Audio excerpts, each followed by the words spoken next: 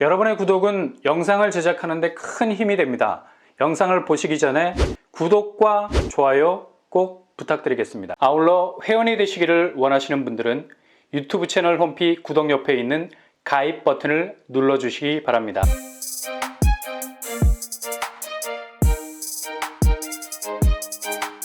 안녕하세요. 뻔뻔한 복도빠입니다. 2022년 기준금리가 급격하게 오르면서 은행권이 차주들에게 빌려준 돈에 대해서 알뜰하게 올렸던 대출금리는 거의 파상공세 수준이었죠.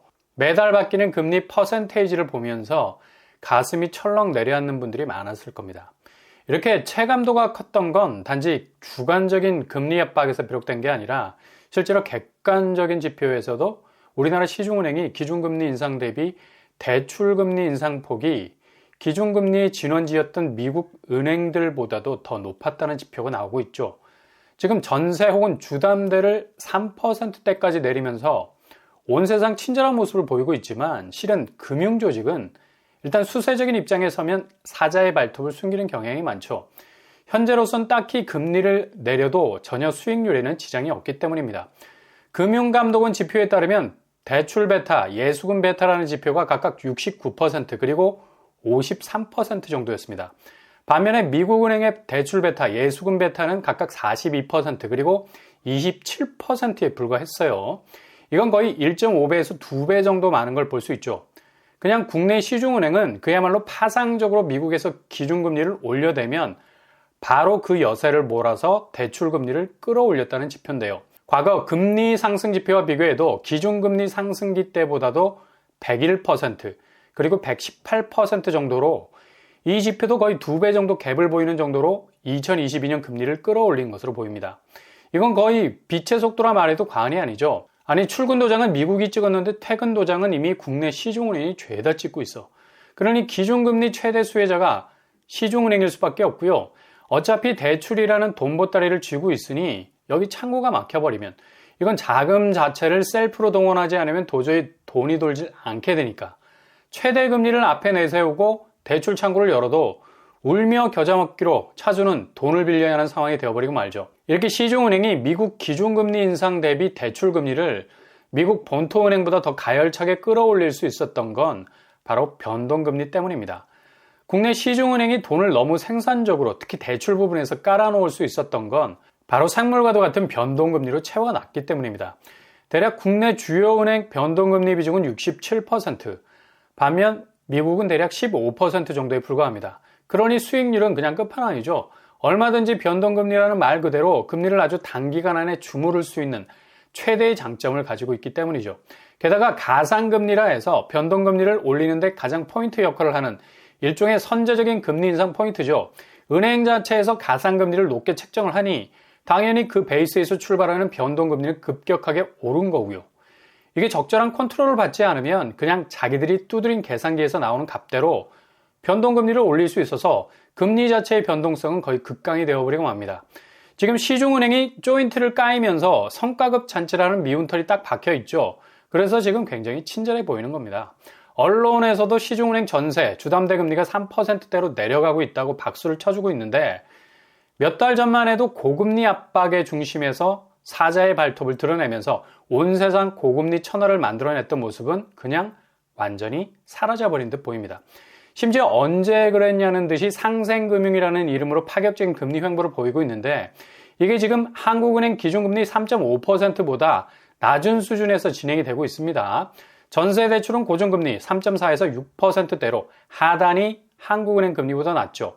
작년 11월 하단이 5%대였던 것에 비하면 아주 누그러진 금리 지표라 볼 수 있고요.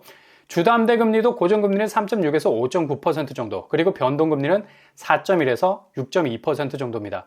일단 정기예금 금리가 떨어지면서 자금 조달 비용이 줄어드니 당연히 지금의 금리 추세가 이어지는 거고요. 아마 한국은행은 내일 모레 4월 11일에 기준금리 3.5% 선에서의 동결이라는 횡보를 이어가게 될 겁니다. 물가가 4.2% 정도 내려와 있다는 지표, 이것도 에너지 부분에서의 가격 하락이 결정적인 역할을 한 건데 오페크의 석유 감산 부분의 충격이 다시 물가를 밀어올릴 수 있는 불씨는 아주 강하게 남아있다는 거죠. 일단 잠정적인 소비자 물가 지수를 보고 동결로 가겠다는 건데요. 지금 제일 발등에 불이 떨어진 게 바로 물가보다 경기에 방점을 두고 있다는 겁니다. 현재 우리나라 경기 지표도 되게 안 좋거든요. 대표적인 지수로 할 수 있는 삼성전자 영업이익이 6천억 수준. 이 지표는 2009년 이래로 14년 만에 가장 낮은 수치입니다. 우리나라 경상수지도 11년 만에 2달 연속 적자를 냈어요. 적자 폭이 마이너스 5억 2천만 달러. 이렇게 경기 체감도가 훅 떨어져 있죠. 게다가 지금 가장 상반기를 거쳐서 우려되는 신용경색. 기존의 금리 인상 때문에 골머리를 앓지 않았습니까? 근데 지금은 더 본질적인 문제. 은행의 시간이 돌아왔다는 거죠. 이거 한국은행이 가장 심각하게 보고 있는 사안이죠. 특히 지금 부동산 PF 상황이 단 1년 사이 17조 원이 증가를 하고 연체율도 0.37에서 1.19%로 증가 추세입니다. 지난해 말까지 PF 대출 잔액이 112조에서 129조로 늘어났어요. 거의 17조가 몸짓이 불어났다는 건데 이거 굉장히 심각한 지표죠. 업권별로 보면 은행이 6조 8천억, 보험사 2조 3천억, 여신전문 7조 3천억, 저축은행이 1조 원씩 늘어났습니다. 지금 부동산 시장 자체가 완전히 쪼그라든 상태에서 근근히 버티고 있는 부동산 PF, 자산 유동화 기업 어음, ABCP 차환이 어느 고리에선가 끊어지게 되면 그냥 그때부터는 헬게이트가 열리게 되는 겁니다. 지금 각고의 스크린을 통해서 면밀하게 살피고 있는 상황인데요. 이게 그냥 관찰한다고 하늘에서 돈이 떨어지는 것도 아니고 상당히 위태위태한 상황이 전개되고 있습니다. 은행은 그냥 생물 그 자체죠. 이렇게 하나둘 연속해서 무너지는 제2금융권이 나오기 시작하면 바로 시중은행 변동금리는 태세 전환에 들어갈 가능성도 높습니다. 현재 미국 분위기도 심상치 않고요. 실리콘밸리 파산을 필두로 해서 미국 은행 위기 여파가 심각해지자 급격하게 시중은행이 대출 규모를 조이기 시작했습니다. 대출 규모 자체의 셔터를 내리고 있다는 거죠. 대출도 회수라는 분명한 안전장치가 있어야 은행도 버틸 수 있는 건데 이게 보장이 안 되면 바로 대출 자체를 막을 수밖에 없는 겁니다. 새는 바가지로 물을 뜰 수는 없잖아요. 가뜩이나 경기 침체가 본격적으로 온다는 신호가 미국 노동시장에서 감지가 되고 있고요. 이건 바로 우리나라 경기와 직결된 선행지표이기도 하죠. 엊그제 7일 미국 노동부가 3월 비농업 부분 고용이 지난 2월 32만에서 3월 23만으로 줄었다고 발표를 했습니다. 확실히 고용지표가 부진한 모습을 보이고 있는데요.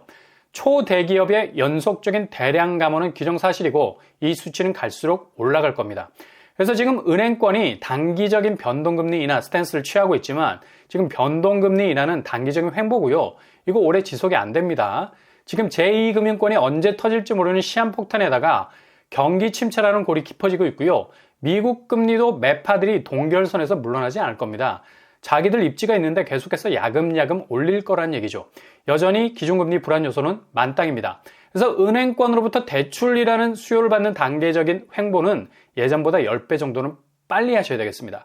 자금 확보를 위해선 더욱 속도를 내서 움직이셔야 하고요. 변동금리에서 고정금리로 대환해서 갈아탈 수 있는 방안을 빠르게 모색을 하셔야 되죠. 자칫 삼각파도의 위기가 본격 밀어닥치게 되면 은행은 대출 규모를 완전히 쪼이게 될 수밖에 없고요. 심지어 주변 상품으로 나와 있는 대출을 다 회수해 나가는 대출 자체가 막혀버리는 일도 벌어지게 될 수 있습니다. 그러니 전세, 주담대 대출 신중하게 접근하셔야 되고요. 지금 겉으로 보기엔 변동금리 폭이 계속 낮아지는 것 같아 보여도 이게 언제 폭탄이 되어 돌아올지 모릅니다.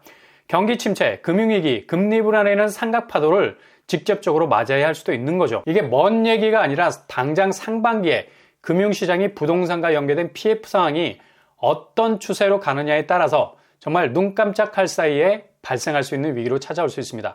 그러니 예전보다 자금 확보를 위해서 빛의 속도로 움직이셔야 할 때입니다.